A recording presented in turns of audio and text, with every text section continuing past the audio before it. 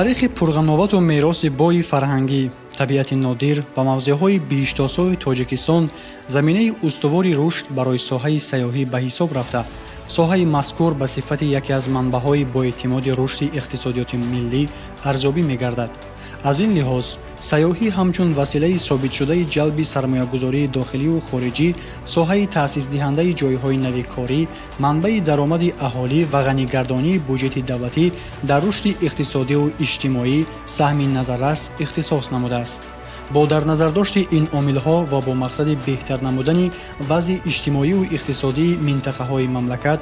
бо шуғли пурмаҳсул таъмин намудани аҳолӣ, баландбардоштани сатҳи фаъолнокии иқтисодии сокинони мамлакат, бо ибтикори асосгузори сулҳу ваҳдати миллӣ пешвои миллат, Президенти Ҷумҳурии Тоҷикистон муҳтарам Эмомали Раҳмон соли 2018 соли рушди сайёҳӣ ва ҳунарҳои мардумӣ ва солҳои 2019-2021 солҳои рушди деҳот, сайёҳӣ ва ҳунарҳои мардумӣ эълон карда шуданд.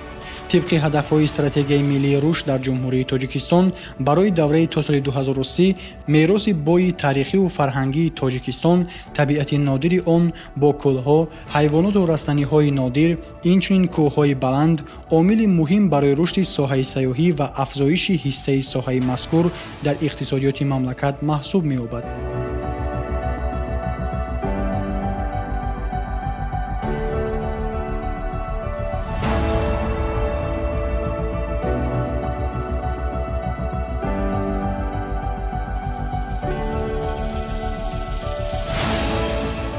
در پرتوی سیاست سازنده و بنیادگرانه پیشوای ملت، ساحه سیاحی پیوسته رشد یافته. جمهوری تاجیکستان در این سمت مهم استراتژی به دستاوردهای نظررس نائل شد و در عرصه بین المللی صاحب آبروی اعتبار خاصه گردید.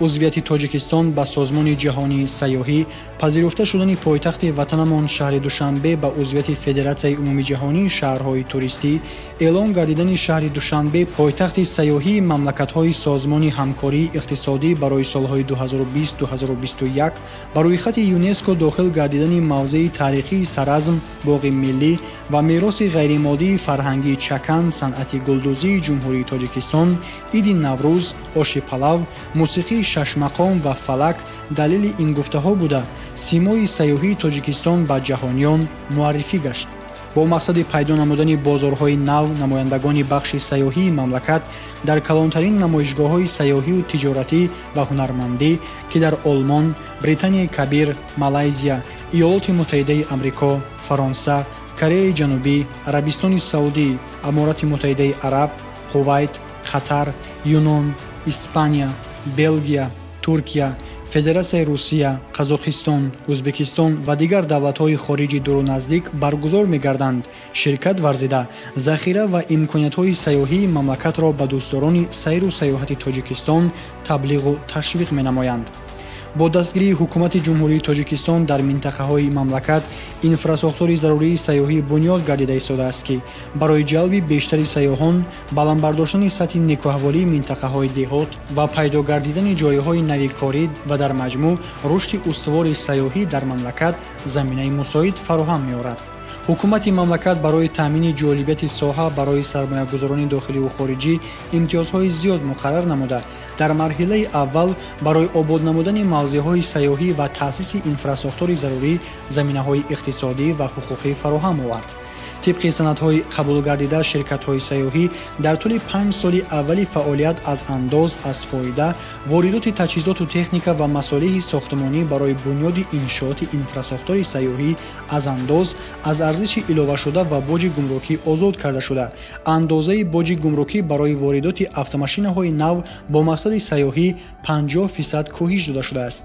فراهم آوردن امتیاز اندازه و گمرکی هوسمندی صاحبکاران را باز هم زیاد نموده. تنها در زمینه این امتیازها امروزها زیاده از 30 لایحه اینفراستراکتوری سیاحی در سمت‌های بنیاد مجمع‌های سیاحی، باغ‌های فرهنگی و فراغتی، راه تنابی، مهمانخانه و آسایشگاه و دیگر انشاءات سیاحی با مرام ادامه دارند. با مقصد باز هم بهتر نمودن فضای سرمایه‌گذاری و هوسمندگردانی صاحبکاران خارجی که به اقتصادیات تاجیکستان زیاده از 1 میلیون دلار آمریکایی سرمایه‌گذاری می‌نمایند، روادید بسیار کرده 5 ساله و برای سوداگردانی رفت و آمد هموطنان برون مرزی که زادگان تاجیکستان میباشند، روادید بسیار کرده 3 ساله داده می‌شود.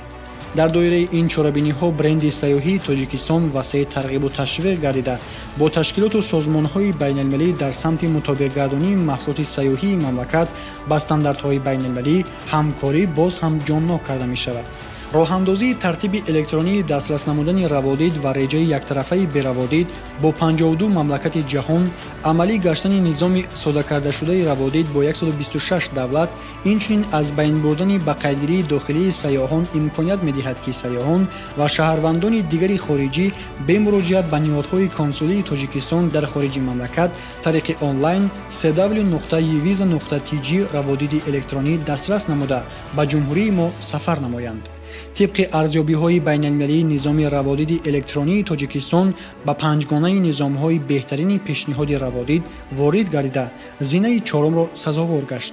در تاجیکستان سهم مقامات قدرتی در تامین امنیت سیاحان داخلی و خارجی نظررس بوده. تامین استراحت و سیاحت بی خطر سیاحان همیشه زیر توجه خاص قرار دارد. از سال 2018 این جانب در نزد وزارت کارهای داخلی جمهوری تاجیکستان شعبه مخصوص میلیسیای سیاحی فعالیت می‌کند. همکاری و رابطه مستقیم میان این شعبه و شرکت‌های سیاحی براه مانده شده است که در تامین درخواست‌های سیاحان سهم بارز دارد. اندیشیدن تدبیرها برای تامین بی‌خطری سیاحان یکی از هدف‌های استراتژی رشد سیاحی در جمهوری تاجیکستان برای دوره تا سال 2030 محسوب می‌شود. به خاطر مهیا کردن شرایط معاصر تعلیمی برای تربیت متخصصان ساحه سیاحی در جمهوری در زمینه دانشکده سیاحی، صاحبکاری و خدمات، دانشگاه بین‌المللی سیاحی و صاحبکاری تاجیکستان تأسیس داده شد. این زمان در 20 مؤسسه تعلیمی جمهوری متخصصان ساحه سیاحی و خدمت‌رسانی آماده کرده می‌شوند. حال در بازار خدمت‌رسانی سیاحی 239 شرکت سیاحی، 182 مهمانخانه، 29 هاستل و ماتل، 49 عدد آسایشگاه، 8 عدد مرکز معالجوی و درمانگاه سالمگردانی، 7 خانه استراحتی، 1 پانسیونات، 1 عدد کمپینگ و 4 بازار سیاحی و استراحتی در عموم 288 انشاءات سیاحی فعالیت می‌نمایند. اقلیم تاجیکستان کانتیننتالی و سوبتروپیکی میباشد که در کوه‌ها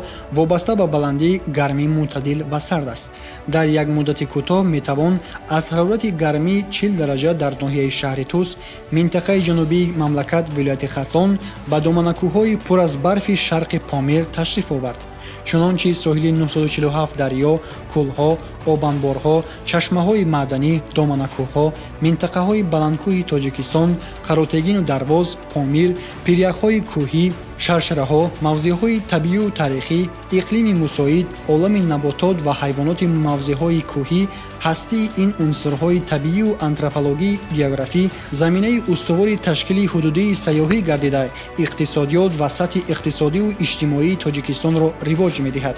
در روند رشد سیاحی داخلی و بین‌المللی در تاجیکستان زیاده از 3000 یادگاری تاریخی و فرهنگی به قید گرفته شده برای وارد کردن به فهرست سیاحی ذخیره‌های زیادی اکولوژی مورد تحقیق قرار دارند. طوری معلوم گشته است مرکزهای مأموری و سیاسی و پایتخت‌های مملکت‌ها برای رشد سیاحی و انکشاف آن نقش حل کننده و مؤثر را دارا می‌باشند.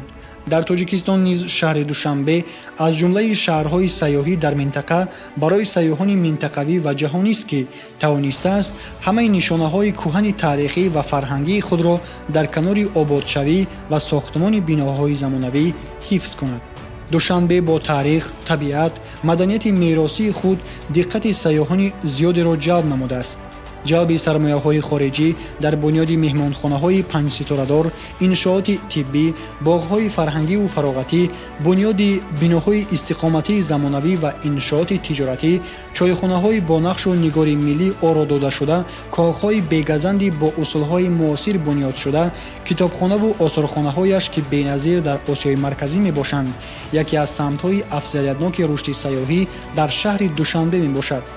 бунёди боғҳои умуми шаҳрӣ, фарҳангию фароғатӣ, иншооти аквапарк, варзишӣ ва даҳҳо иншооти маданию маишии муосир пеш аз ҳама ба рушди сайёҳии дохилӣ мусоидати воқеӣ менамоянд, ки дар шаҳри Душанбе айни ҳол бо марому суръати баланд ва тарзу услуби муосири шаҳрсозӣ идома доранд.